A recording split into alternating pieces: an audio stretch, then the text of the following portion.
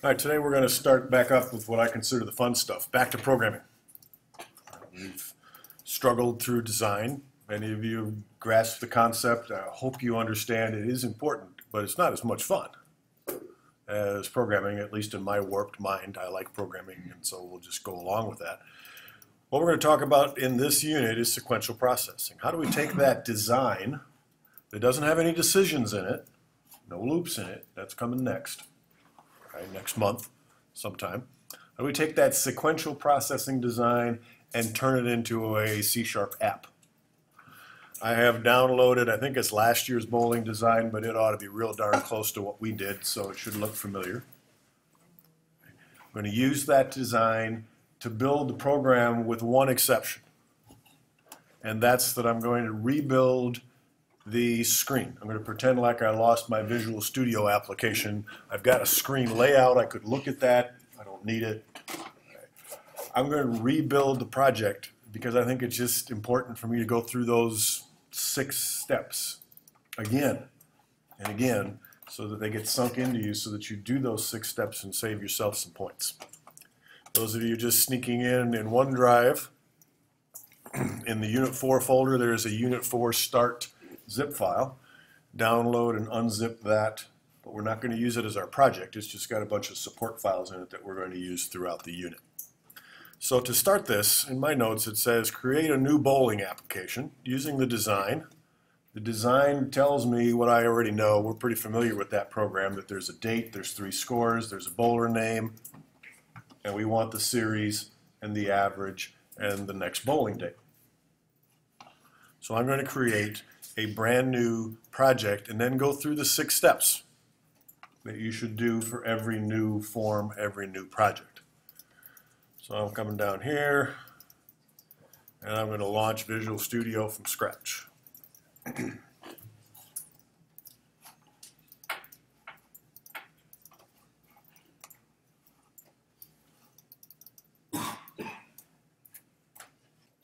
Now that Visual Studio is finally launched, I'm going to create a new project. I use this button, but you can also go to File, New, either way. I drop the arrow down and nothing, there it is, New Project.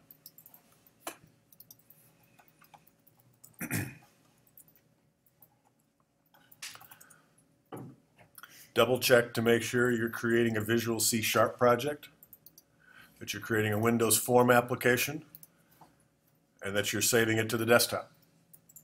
If you're saving it someplace else, I hope you're doing it on purpose. I'm putting mine on my desktop. If not, click on Browse and change it. And then step 1 in those 6 steps that you always do is give the project a name to start. Let's just call this bowling.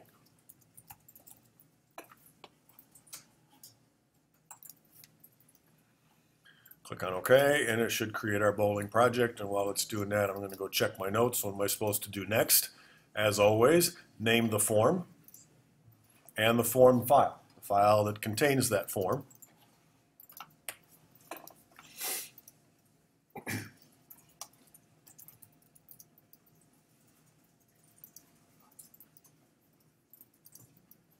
Okay, there's my form. And remember, the best way to do this is to rename the form file. This is the file that contains the form. If you click on that, you can rename it up here or you can rename it down here. It doesn't matter. If you rename it here, if you rename it now using the form file, it will rename the form as well. So I'm going to call this FRM, bowling.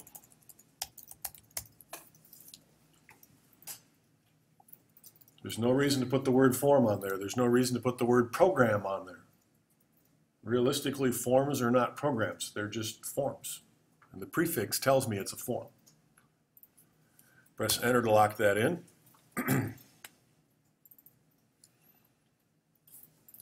And then the side effect, if I click on this form, is its name has also changed to Form Bowling. And it's probably one of the most common mistakes in the states program, welcome screen programs, is that the names didn't match exactly, except for the .cs extension. Forms don't have extensions, but the files that contain them do, .cs. Everything else should be identical. If you do it that way, it'll automatically be identical. Then what? Add an icon. I would say before I do that, I will, I'm going to change the start position, because it's right here on the screen staring at me, to center screen. And I'm going to change the text, and according to my notes here, I'm supposed to change it to bowling results.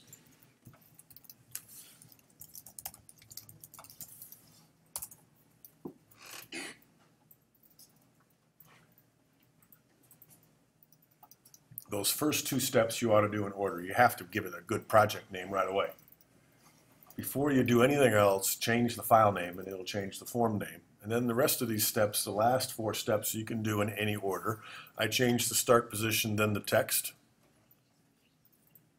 And now I want to add an icon. So I'm going to first add the form icon. Scrolled up, there it is.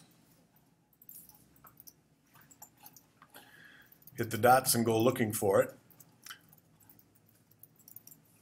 I put it on my desktop. This is in that starter folder. If you don't have it, just leave the icon blank and you can fill it in later. But this is that starter folder. Inside of there is a bowling icon.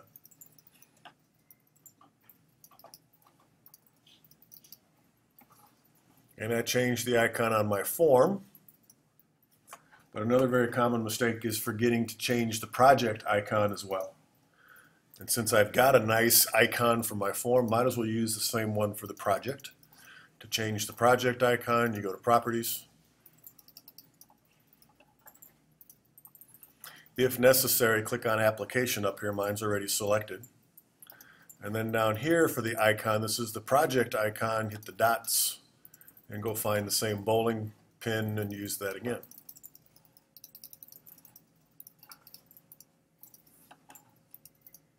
That one will show up the first time we run the program. I'm going to do a save all just to be safe. Yesterday in lab, a couple people got burned. They worked for an hour, and then something went wrong with LibreOffice, and of course they cussed at LibreOffice, and I said, "You saved, right?" And they went, "No." Okay, LibreOffice has a problem, that's true, but you can avoid a lot of those by saving frequently. I'm a genius. How did I center this? That's how. I'm a genius. You're not. No, it's Windows 8. Yeah. Windows 8 has decided that, Microsoft has decided in Windows 8 that all forms should have their titles centered in the top, like this. In Windows 7, that doesn't happen. So if you're using Windows 7 and it's left aligned, there's nothing you can do about it. Except put a whole bunch of spaces in front of it so it centers, but then it only centers for the right size. Just leave it. Don't worry about that. Or shift to Windows 8. All right, next thing I want to do is just stretch my form, give myself some real estate so I can not have to worry about scrolling. I'm going to run out of room pretty quick. And those are the 6 steps. We've been through them before. Now they're in the recording again. Every time you create a form, you should be thinking 6 steps. And if you can't remember what the 6 are, go look them up. They're now in my Unit 2 notes. There's a little text document on the web, on OneDrive. So there's lots of places to go find them. They're in this recording. Go find them. Then we did the project icon, my notes there, and I like to follow my notes. At the top, let's add a label, just kind of review from last time, and we're going to tweak that label a little bit. So I'm going to the toolbox. Let's pin the toolbox, because we're going to be using the toolbox to lay out this form quite a bit. So I pin it while I'm using it, and then later on I'll unpin it to get it out of the way. Go to the common controls. That helps limit things a little bit. And I want a label, so I'm going to double click that. Now that I've added my toolbox, my form's a little wide, but I think I'll leave it. Put it over here someplace. I'm going to change the auto size to false. Not absolutely necessary, but I'm going to do it in this case. And let's first put some text in there.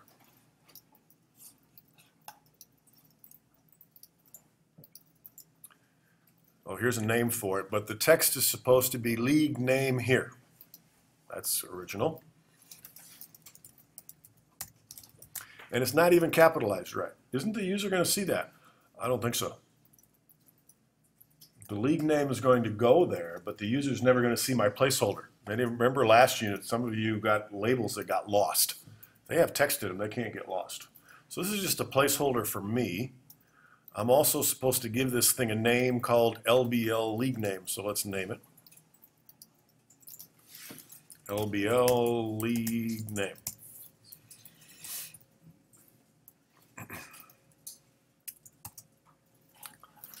And then finally change the font.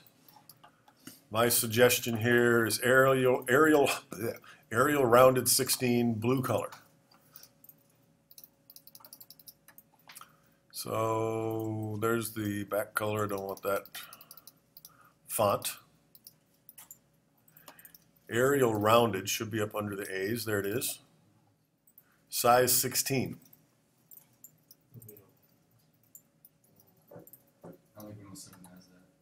You don't have it? Oh, okay, I know why. Guess where that came from? Microsoft Office. That's why you don't have it. So, I don't know, what else should we pick here? I'm going to leave mine. You can just pick something. Like Cooper. You got a Cooper in there? Probably not. Lame. That's what you get for not installing Office.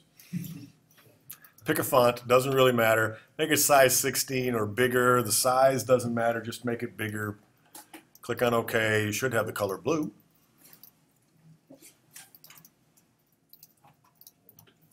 And then you're going to have to stretch it so that everything fits.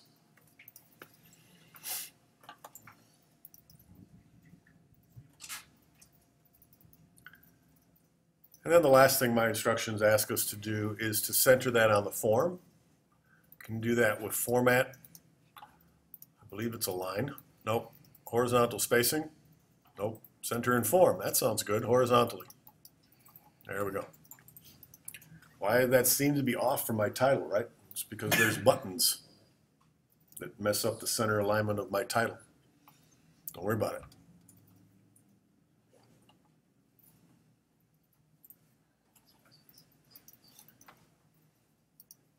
One of the things I just noticed on mine is my G's kind of cut off, so don't be afraid to make it a little bit bigger.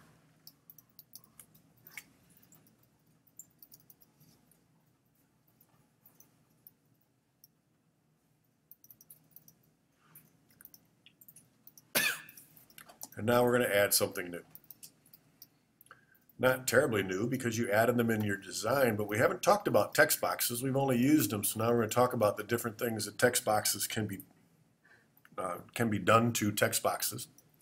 First thing, use text boxes for data input. Probably the most common data input device because so much of what we enter into web forms, into programs is text.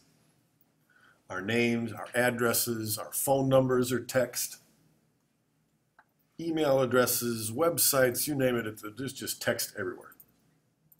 We even use text boxes, as we saw when we laid out our design, for numbers. Because often text boxes are just easier. And in Programming Logic Intermediate, you'll learn how to modify this text box so that it only accepts numbers. And the user can't screw it up by typing their name in there. I'm going to start advertising Programming Logic Intermediate more and more. It's not advertisement, but it sure seems to work that way. So people, man, he's leaving all the good stuff till next semester. We got plenty to do till then. But yes, a lot of the stuff that makes programs idiot-proof and user-friendly are a little more complicated, and they happen next semester. So we can gather all kinds of data. Most text boxes have a label. All right, so let's add a text box. Go to the text box down under the T's, there it is. Double click it, add it. And as it just said, most text boxes, and again you saw this in your design, have a label in front of them to describe what you're supposed to type in that box. And this will be our label for the bowler name. So I'm going to change the text of that label to say bowler name. Many of you decided you like to capitalize every word in your labels. That's perfectly fine. I stick with the Microsoft semi-standard and use sentence case instead. I'm not worried about alignment yet. I'm going to clean all that up a little bit later, as long as they're pretty close. And I'm not sure how big this is supposed to be. I'll make it a little bigger so we got room. I didn't change the font size here. Microsoft recommends that this is the size that everybody's used to. I also don't have a standard that says you have to use the Microsoft standard font size. Just be consistent. I've seen some of your bowling designs where one thing is one font and another is a different size and another size. I would pick one size and one font in general. This is a title, so it's a little different. Should give our text box a name. We already know what it's for. TXT bowler name. Camelback, camel case. My advice, when you throw text boxes on a form, give it a name. Because you don't have text boxes for inputs and then never refer to them. We will at least clear it, right? So always give it a name. How about this label over here? Give it a name? No. Because I'm not going to refer to it in code. These are rarely referred to. These descriptive labels is how I refer to them. These descriptive labels are rarely referred to in code. If you wish, you can give them a name. If you do and I see it and you don't spell it right, uh-oh. So maybe you're safer just leaving it alone so you can't misspell it. And if I did, I'd call it LBL bowler. And where things really get confusing is in the outputs. I have these labels where the series is going to go, the number, and then next to it I have a little label that says series to describe it. This one's called label series and this one's called label series? I don't think so. So I don't normally just give these names. Most text boxes have a label. I use a TXT prefix. If you prefer TBX for text box, knock yourself out. Just be consistent. We've seen how to size and position it. This text box is a single line text box. If you type too much text in there, it scrolls off the side of the text box. If you want a multi-line text box, and you can just use the little property selector thingy up here, and there's a multi-line checkbox.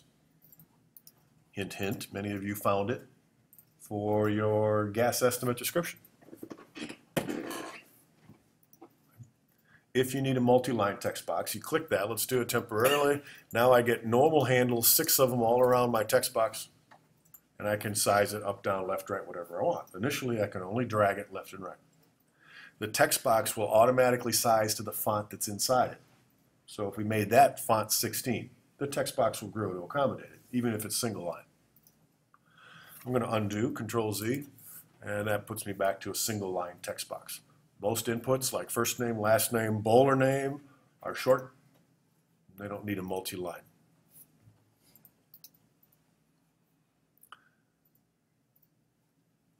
When the user types stuff in here, it shows up in the text property. A text box, just like a label, just like a lot of the other stuff we see, like a button, has a text property. You could type something in there, and it'll put it in there. It's called a default value. Before the user types anything, I've already given them something to start with. Could. I don't normally do that. But notice when you press enter, it shows up in the text box. So the text property is very similar to all the other objects. Let's remove that. But also know that when our program is running, whatever the user types in the text box goes into the text property. So when our program is running, we can say, take what's in the text property and do something with it. And we'll see that as we get a little further along here. So the important part here is when your program is running, if you want to get what the user typed, and we have to do that, right? Get. It's in the text property. That's where you go get it. To clear it, well, that's getting a little ahead of myself. But to clear it, we learned a couple of techniques, right? We said text box equals quote, quote, and clear the text box. None of those are C#. Neither of those is C#. In C#, you say text box name dot reset text, or clear. Notice the parentheses. Or dot text, text box dot text equals the empty string. So there's translation. When we write button clear, we'll get more into that. Remember, there's 3 ways to clear them out. Text boxes. Why do they give me so many? I have no idea. Clear makes sense. I think reset text is subtly different. If I left a default value of Volker Gall, like we just typed in that text box, and I say reset it in code, would it put it back to Volker Gall, or would it put it back to the empty string? I think it's going to put it back to the empty string because that was the original value of the text box when it was created. So they all do the same thing. Somebody once upon a time just decided that they didn't like clear, or they didn't know it was there, so they created a reset text, and now we got both. It's built into the language. Text boxes can be enabled or disabled. We've seen that with buttons and labels. If you disable a text box, it changes color and the user can't type in it. Don't do it too often. Occasionally we do it to make sure you enter this text box first, then you can type in here. But again, it's object-oriented programming. I don't think I necessarily want that. I want them to be able to bounce around. So we don't disable them, but you can. 4 text boxes, bowler name. Now we need some more for scores. I'm going to cheat and command control drag my bowler name down. And again. Actually, that's not real smart. Undo those last two. I'm going to change the text of this one to score 1 colon. I put a colon on my labels. That's optional too. Just be consistent. And now I'm going to copy that because it'd be easy to modify. Command control on the Macs.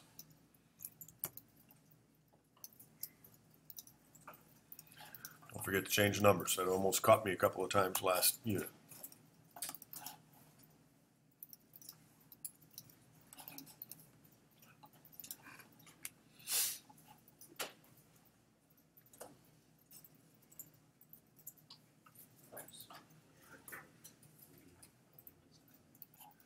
All right, now we need 3 text boxes for those. I could copy this one. It's kind of big.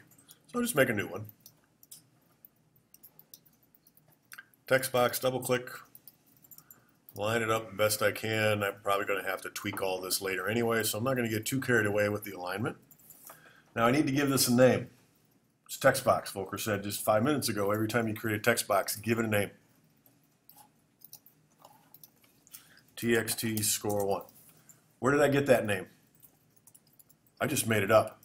That's not a good idea. Where should I go? My IOP. No, close, but my design. Okay, IOPs don't have text box names in them. It was a toe chart where we figured that out.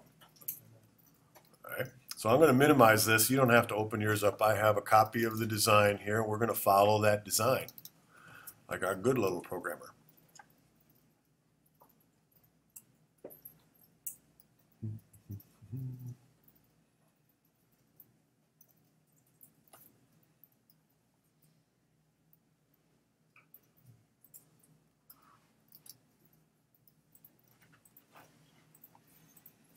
Okay, I'm going to my toe chart because that's where I pick names. Text bowler name, pick the right one. Text score 1, 2, and 3.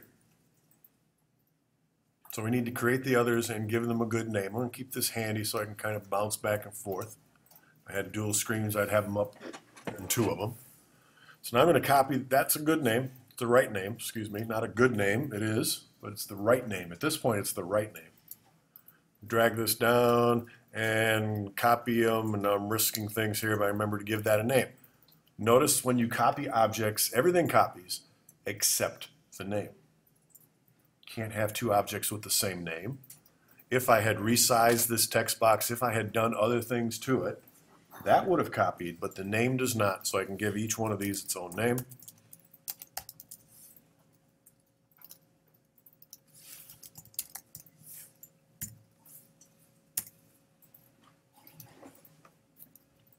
Now we're making progress. Back to the notes. What else can I do to text boxes? The reason we created those is there is a max length property. I'm going to select all 3 of these. Just drag a box through them or shift click them if you wish. They're all text boxes. There is a max length property right here. Notice the default max length is 32,700. That's a nice round number, isn't it? Yes, it is. In binary, the language of computers, 32,767 is about as nice and round as 9,999. The next column heading in binary is 32,768. Stupid binary. Why can't they use nice round number? Well, they do. So that's a nice round number. After a while, you get to recognize some of these numbers.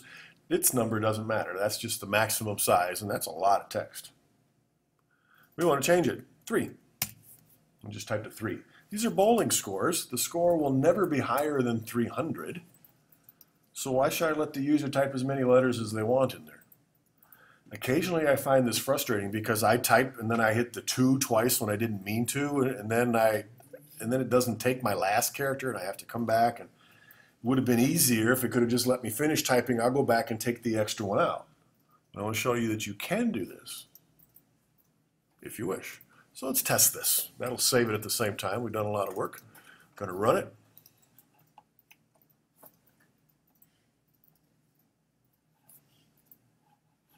And I'm centered. I got an icon. I got an icon.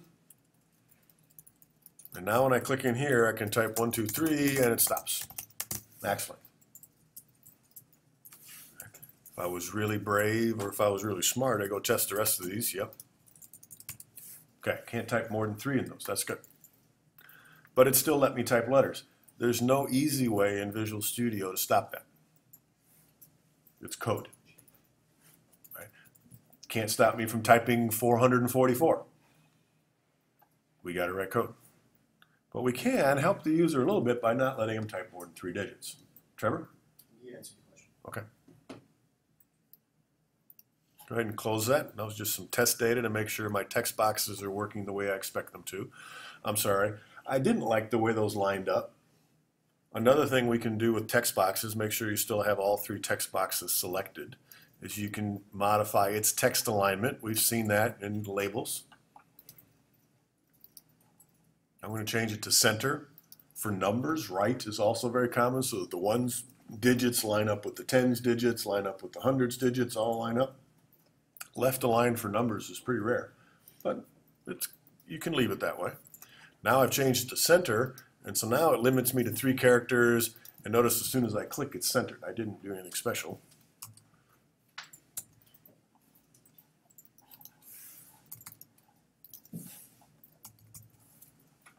And that looks good. Whether you like left, right, center, if the assignment doesn't designate, then you do what you want. If the assignment says center those, and it's just me telling you I need to verify that you know how to do that, do it here. Questions? What else do we know about text boxes? Go ahead, Lyle. My program won't start. Won't start? You got an error? Oh, it doesn't say any errors. Okay, be there in a second. Almost done, so let me finish this and I'll come help you. We've already seen multi-line. Right? And there's also a word wrap property. Right? By default, it's true. Unless it's a single line, then it's ignored. I don't know why you'd ever want to change that, saying, well, I got this big, huge, multi-line text box, and I don't want you to wrap, just keep going. I've never used the word wrap property, but it's there if you need it, and it's set to true, which is typically what you want. And finally, there's a character casing. Let's go find that.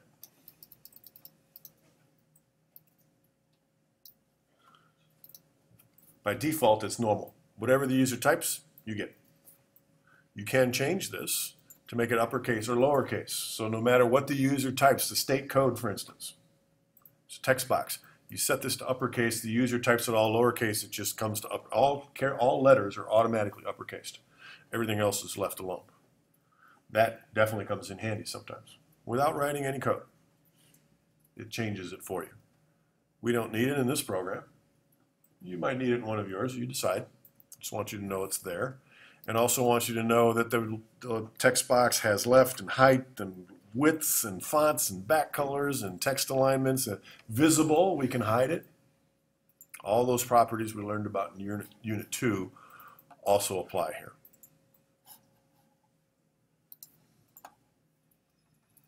Questions about text boxes?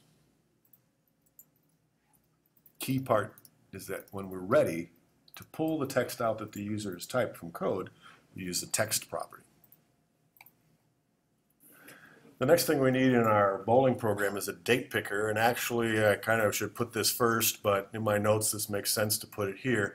So I want the date picker to go above my scores. So I'm going to make some room here, pull these down, make some room for a date picker. It's actually called a date time picker. It's a technicality. I rarely use it for time because it's not very good. We talked about this in Unit 3. Double click, add it to the form, and park it in between here someplace.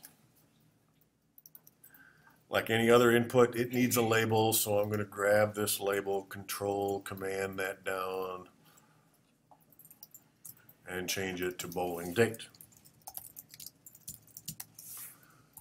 Again, going to my design very quickly. The name of this should be DTP bowling date. So I'm immediately going to give it a date, the date picker. Immediately give it a name so I don't forget. DTP. Another very common mistake, by the way, I do it all the time myself still, is I'm sitting on this label and I name that DTP bowling date. Whoops. And then I say that's not. And then I go, I gotta name this. So I click over here and try to name it DTP bowling date, and it goes, no, it's not legal. And you look and there's no spaces and it's camel cased, not that Visual Studio cares. What's wrong?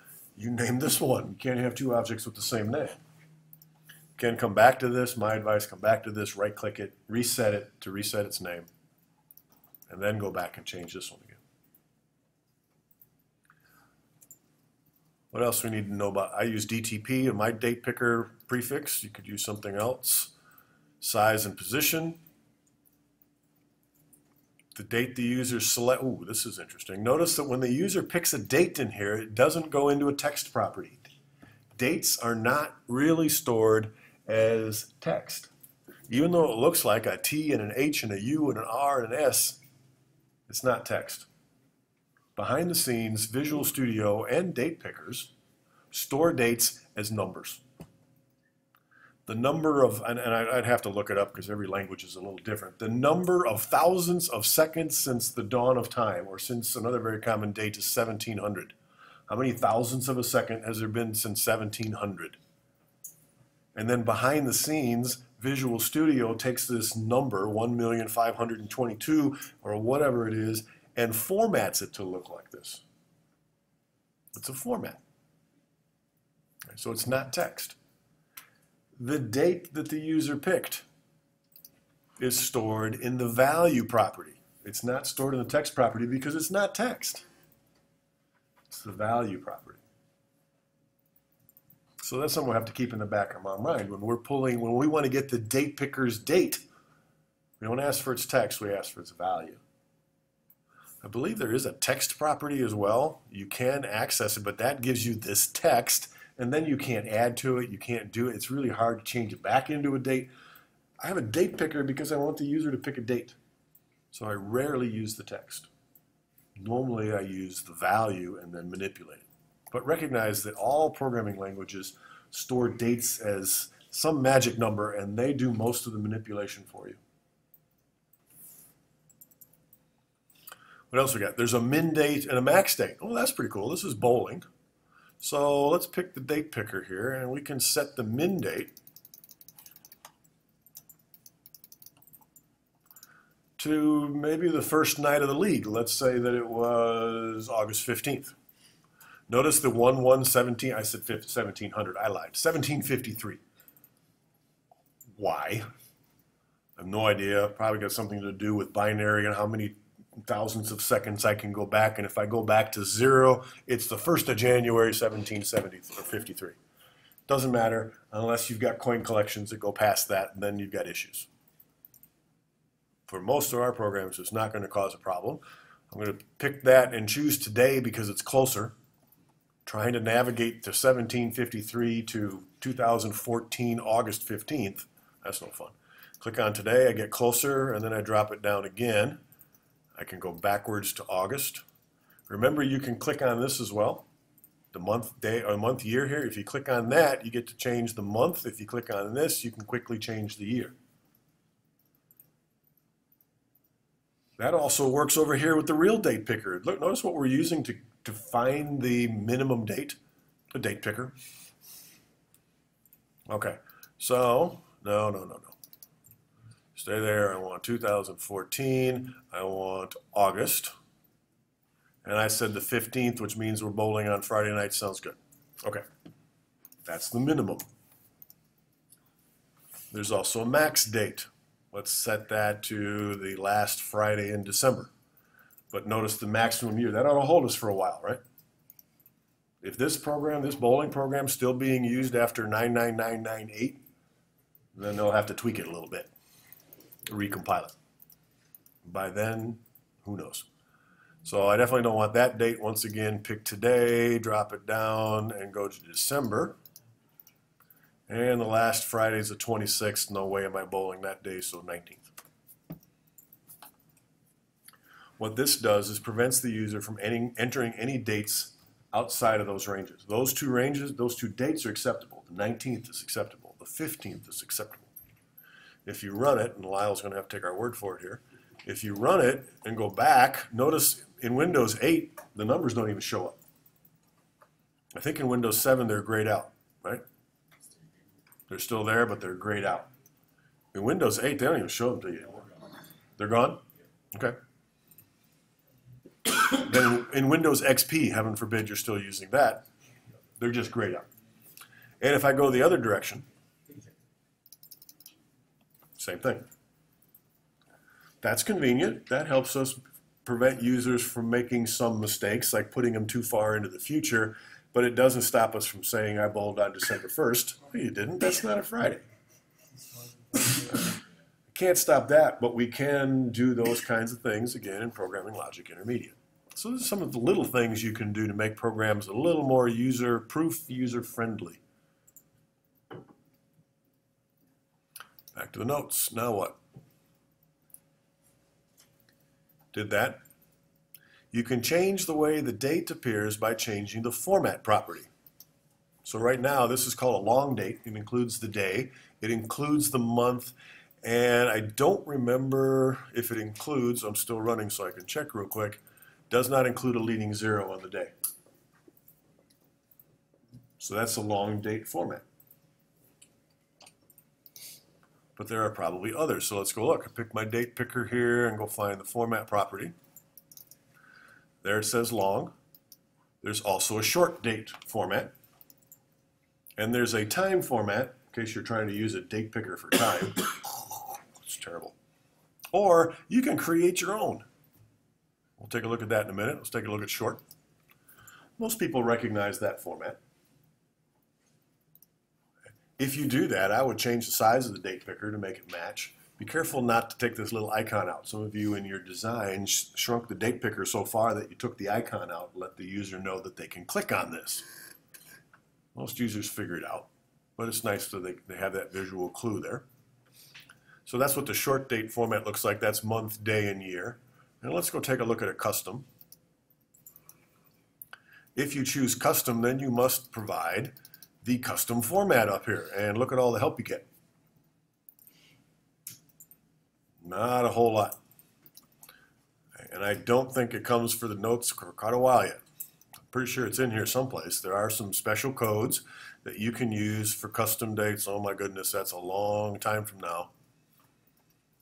Got a lot to learn before we do custom dates. So let's just stick with our long date, shall we? There are codes, and you have to know what those codes are to create a custom date. So we'll save that for a little later, and hopefully I'll remember to remind you that that's what you can use there. Going back to format, I'm just going to go with long. I like seeing the day of the week to make sure for bowling that I didn't accidentally click on some day other than Friday. But using the custom format, you could take off the day of the week, but leave everything else the same. You could add leading zeros when they're not there. You can create that ISO format that I taught you, year, month, day, with dashes in between. Anything you want with the custom format. Later. What else can we do here? We talked about the text property. I don't use it very often. Once the users click the drop down, they can click the year, click the month, change those quickly. Date pickers can't be left blank, but there is a show checkbox property. If you have the opportunity, or if you have a need in your program to say, I don't know what the date is yet.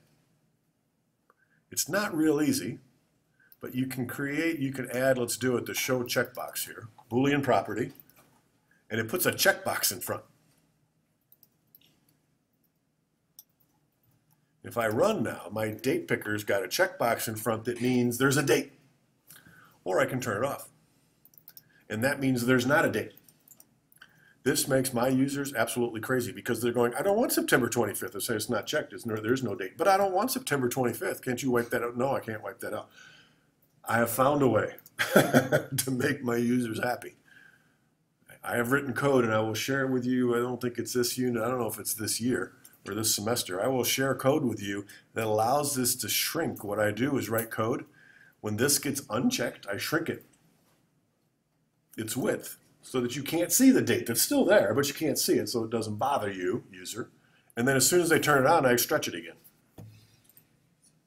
But that's the best you can do, not required in this class at all. Just want to introduce you to it. So let's take that checkbox off of there. I'm going to undo. That looks better. So if you ever need it, you can kind of reference it here, but overall, you shouldn't need it. Date pickers have a size, they have a location, they can be enabled, you can change their color, you can change their back color. They have a text property, they have a visible property, all the stuff you're used to. You can do to date pickers if you need to. But most of the time, once they're on the form, you leave them there. One other thing that's mentioned under here that not everybody knows. You can type dates manually. So if I click in here, notice that September is highlighted. Right. I can type a 12. And it says, no. Why is it doing that? Because 12/25 is beyond the max date. Oh, smart date picker. I can type 3, and it says, that's cool, I can do that. And then if I press a slash or a dash, I think not tab, that moves you, but if you press a slash, it moves there and you can type. So you can type dates in here like you normally do. 3/15/15, and when I try to leave, it'll go, no, that's not right, let me fix that for you. So you can type dates in here for people who like to type. Many years ago now, I used to put text boxes in for dates because my users like to type them. It was easier, particularly if you're putting in your coin collection, right? It's easier than dropping it down, changing the year to 1889. What a pain. No, it's a piece of cake. Just click on the year and type it. Or if your birth date, mine's like ancient, way back in the 1950s. What a pain. No, a piece of cake, just type it. So keep that in the back of your mind. Most users need to be trained. You can impress people by showing them your date picker prowess. That's not a bad, okay, this says let's clean up the process here. Let's add output labels, add buttons, add an image. I'm going to do that offline. You're going to do it during the break. Right. I'm going to bring the design up so you can remember what to call these labels. Let me just add one to remind you. I'm going to add a label. I'm going to put it over here. Our standard says that labels are not output labels. This is for output. Give it a name. I know it's going to be called LBL series. I'm going to double check it in a minute. Give it a name. Change its auto size to false. Border style to fixed single. I got a lot of designs where I couldn't tell the difference between a text box and a label. Now, if you're sure they're labels and you haven't changed their format, some of you are changing the formats of these. Okay. But notice here it's very easy, and now that I've got that, I can take the text out. It's very easy to tell the difference between inputs and outputs. My inputs are white. My outputs gray. They should be easy to distinguish. If you want to format them, do something to make them make your outputs easily distinguishable.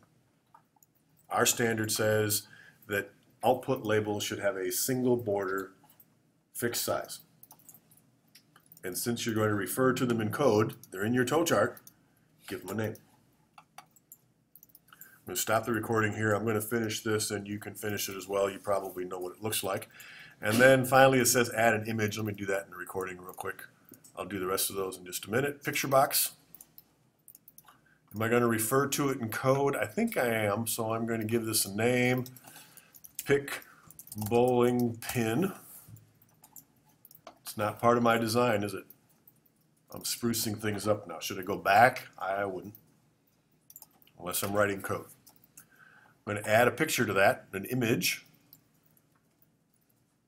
And this one I want to review because I did find a couple of people who use project resources.